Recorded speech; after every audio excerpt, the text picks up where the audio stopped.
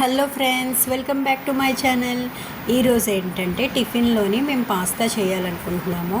పిల్లలైతే అడుగుతున్నారు పాస్తా చేయండి మమ్మీ అని. సో ఆ పాస్తా ఎలా చేయాలి, ఏ ఇంగ్రీడియంట్స్తో చేయాలో నేనైతే మీకు ఎక్స్ప్లెయిన్ చేయాలనుకుంటున్నాను.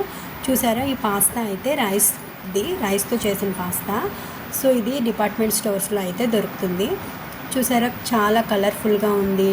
చాలా అయితే షేప్స్ అయితే ఉన్నాయి. చూడ్డానికి కూడా చాలా బాగుంది. సో ఇది పిల్లలు తిన్నా ఏమీ ప్రాబ్లం అయితే ఉండదు. రైస్తో చేసింది కాబట్టి హెల్త్కి కూడా మంచిదే. సో ఈ పాస్తా అయితే ఇప్పుడు నేను బ్రేక్ఫాస్ట్ కింద చేయాలనుకుంటున్నాను. ప్రాసెస్ అంతా మీకైతే వీడియోలో చూపిస్తాను, చూడండి.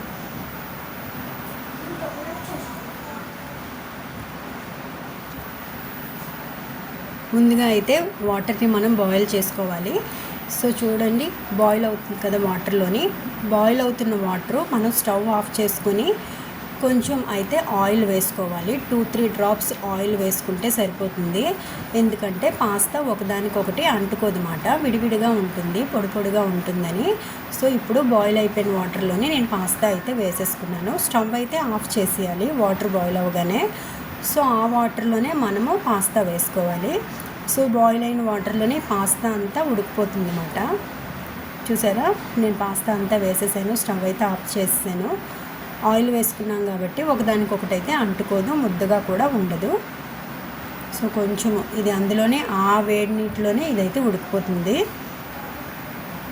సో మన ఇంట్లో కన్నాలు ఏవైనా ఉంటాయి కదా, అలాంటి దాంట్లోని అదే జిబ్బులు లాంటివి ఉంటాయి కదా, జాలీలు లాంటివి, అలాంటి దాంట్లోనే ఇప్పుడు ఈ బాయిల్ అవుతుంది వేసేసుకోవాలి. చూసారు కదా, ఈ కన్నాల దాంట్లో నేనైతే వేసేసుకున్నాను. వాటర్ అంతా కిందకి పోతుంది, పాస్తా అయితే ఉండిపోతుంది. పొడి పొడిగా ఉంది, చాలా బాగుంది, ఒకదానికొకటి అయితే అంటుకోలేదు.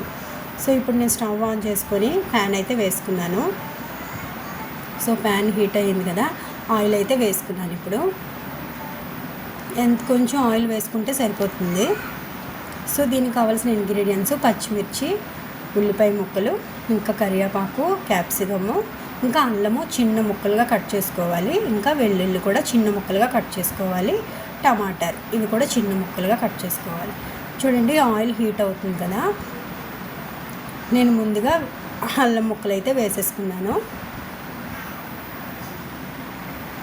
ఇప్పుడు వెల్లుల్లి ముక్కలు కూడా వేసుకున్నాను. నెక్స్ట్ కరివేపాకు కూడా వేసేసుకుంటాను.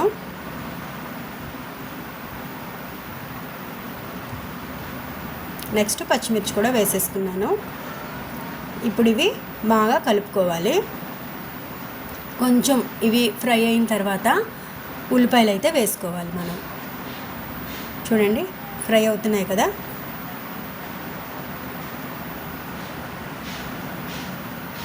సో ఇప్పుడు నేను ఉల్లిపాయ ముక్కలు కూడా వేసుకుంటున్నాను ఇందులో.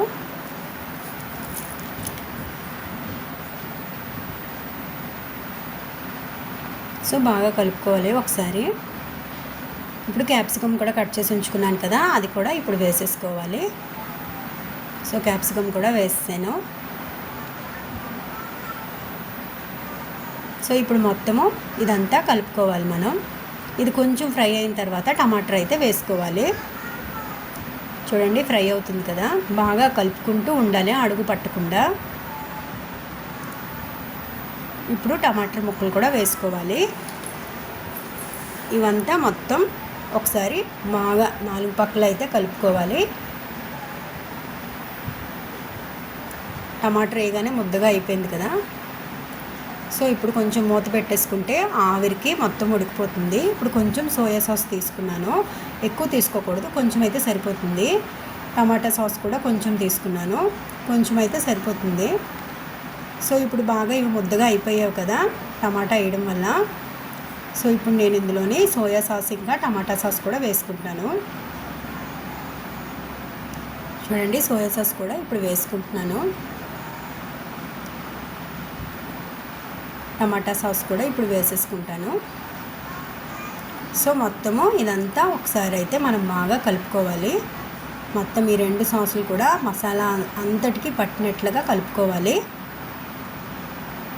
చూసారా, ముద్దగా అయితే అయిపోయింది కదా, కలర్ కూడా చేంజ్ అయిపోయింది. సాల్ట్ కూడా వేసుకుంటాం ఇప్పుడు. టేస్ట్కి మనకి ఎంత సరిపోతుందో అంత సాల్ట్ అయితే వేసుకోవాలి.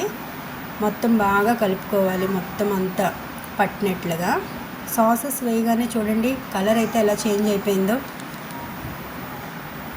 సో ఉడుకుతుంది కదా కొంచెం ఇది. ఇప్పుడు మనం రెడీగా చేసుకున్న పాస్తా అయితే వేసేసుకోవాలి. చూసారా, పాస్తా అయితే అస్సలు అంటుకోలేదు, పొడి పొడిగా అయితే ఉంది. ఆయిల్ వేయడం వల్ల ఒకదానికొకటైతే అంటుకోలేదు, ముద్దగా లేదు.